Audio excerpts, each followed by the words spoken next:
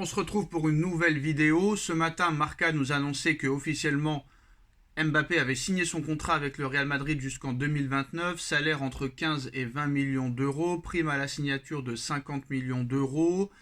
Et à l'arrivée, Abdellah Boulma a démenti cette information comme quoi Mbappé n'avait pas encore signé son contrat officiellement avec le Real Madrid. C'est vrai que c'est dur de signer un contrat qui est divisé par 4. Alors attendu cet été au Real Madrid, Kylian Mbappé annoncera le passage à une nouvelle ère pour la Casablanca normalement. En tout cas, le Real Madrid règle les derniers préparatifs pour Kylian Mbappé. Alors, conscient des changements que cela va provoquer, le Real Madrid est en train de se préparer à l'arrivée de l'attaquant français en provenance du Paris Saint-Germain. Alors un véritable séisme pour la planète football, puisque le Paris Saint-Germain va perdre sa star, l'un des, si ce n'est le joueur le plus bankable de la planète, et cela va provoquer un nouvel équilibre des forces au sein des clubs phares du football européen. Une sacrée prise de guerre pour le Real Madrid qui a bouclé la signature du français normalement à 99,99% et va donc basculer dans une nouvelle étape de son projet déjà bien garni. Attirer dans ses filets un joueur comme Kylian Mbappé n'est pas sans conséquence pour autant et le Real Madrid va devoir régler quelques détails afin d'accueillir au mieux le champion du monde 2018. Parmi les éléments à prendre en compte, l'un peut sembler superflu mais est très important pour l'équilibre du vestiaire, c'est le choix du numéro attribué à Kylian Mbappé. Quel numéro aura Kylian Mbappé au Real Madrid? Comme l'explique As aujourd'hui, 3 options tiennent la corde pour Mbappé. Le numéro 7, son numéro fétiche, KM7. Le numéro 9, resté vacant depuis le départ de Karim Benzema. Le numéro 10, qui est à l'heure actuelle derrière le dos de Modric, mais qui pourrait quitter le Real Madrid cet été. La plus simple serait le numéro 9, puisque celui-ci est vacant depuis le départ de Karim Benzema l'été dernier à Al-Riyad. Certes, il semble promis à Hendrick, qui a été buteur la nuit dernière et qui arrivera cet été de Palmeiras, mais Kylian Mbappé aurait l'avantage si les merengues devaient trancher. Le numéro 7 que porte actuellement le français sera en revanche bien difficile à récupérer puisque c'est Vinicius Junior qui le possède actuellement.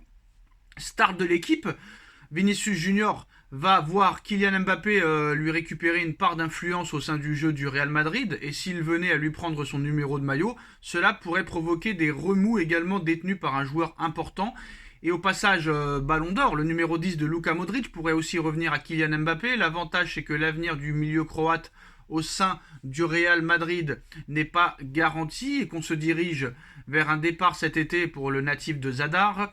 Ainsi, le passage de témoin pour le numéro 10 pourrait s'effectuer en douceur, comme pour le numéro 9, alors que le numéro 7 de Vinicius Junior pourrait amener des crispations dès l'arrivée de Kylian Mbappé. Habitué à porter le numéro 7 en club, Kylian Mbappé porte pourtant le numéro 10 en équipe de France, puisque c'est Antoine Griezmann qui a le numéro 7 avec l'équipe de France.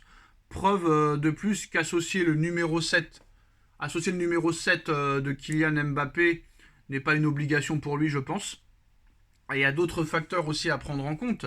Outre cela, le Real Madrid aura d'autres éléments à prendre en compte, comme le timing de l'annonce de l'arrivée de Kylian Mbappé, son statut de joueur libre au 1er juillet et sa signature qui était possible à partir du 1er janvier en tant qu'agent libre font que le Real Madrid peut déjà annoncer sur ses réseaux sociaux ou sur son site officiel ou sur un communiqué l'arrivée officielle de Kylian Mbappé. Cependant, la sensibilité de ce dossier nécessite d'être très prudent et de choisir le moment le plus optimal afin de faire l'annonce tant attendue. Pour la presse espagnole, l'annonce n'interviendra pas tant que le Real Madrid et le Paris Saint-Germain seront engagés en Ligue des Champions. Si cela peut donc arriver le 7 mars au plus tôt, les victoires des merengues contre le Red Bull Leipzig 1-0 et du Paris Saint-Germain contre la Real Sociedad 2-0 permettent d'entrevoir la qualification des deux côtés. Bon, le Real Madrid c'est probable, mais le Paris Saint-Germain, attention au match retour, comme vous le savez, les traumatismes sont toujours là. Du coup, cela offre une longue période entre cette date et le 2 juin prochain, lendemain de la date de la finale de la Ligue des Champions, pour que le Real Madrid décide d'annoncer cette signature, à moins que les merengues optent pour une attente un peu plus tard. Mais avant avant l'Euro 2024 qui débutera le 14 juin. Sa présentation au Santiago Bernabéu risque d'ailleurs d'être retardée alors que la saison du Paris Saint-Germain se terminera au plus tôt le 18 mai, date de la 34e journée de Ligue 1, ou le 25 mai, finale de la Coupe de France, voire le 1er juin, s'il y a une finale de Ligue des Champions pour le PSG.